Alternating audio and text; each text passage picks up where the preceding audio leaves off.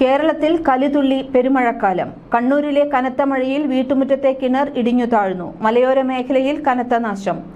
റോഡുകളും പാലങ്ങളും തകർന്നു. ഉരുൾപൊട്ടലിൽ കൃഷിസ്ഥലങ്ങൾ നശിച്ചു.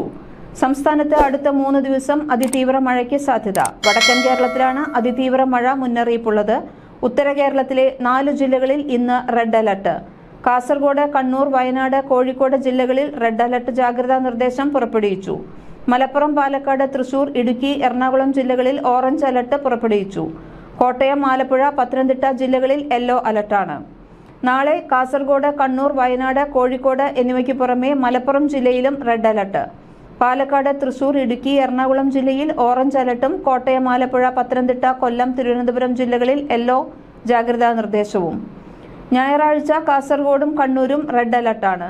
വയനാട്, കോഴിക്കോട്, ഇടുക്കി, കോട്ടയം, പത്തനംതിട്ട ജില്ലകളിൽ ഞായറാഴ്ച ഓറഞ്ച് ജാഗ്രതാ നിർദ്ദേശം. ബാക്കി എല്ലാ ജില്ലകളിലും യെല്ലോ മുന്നറിയിപ്പ്. കനത്ത മഴയെ തുടർന്ന് റെഡ് അലർട്ട് പ്രഖ്യാപിച്ച വയനാട് ജില്ലയിൽ ബാണാസുരസാഗർ ഡാമിന്റെ ഒരു ഷട്ടർ ഇന്ന് ഉച്ചയ്ക്ക് 2 മണിയോടെ തുറന്നു. ഡാമിന്റെ താഴ്ന്ന പ്രദേശത്തിലുള്ളവർ ജാഗ്രത പാലിക്കണം. പടിഞ്ഞാറത്തറ, കോട്ടത്തറ, പനമരം, പുൽപ്പള്ളി, മുള്ളൻകൊല്ലി, വെള്ളമുണ്ട, മാനന്തവാടി നഗരസഭയുടെ ചില ഭാഗങ്ങൾ എന്നിവിടങ്ങളിൽ കനത്ത ജാഗ്രതാ നിർദ്ദേശം.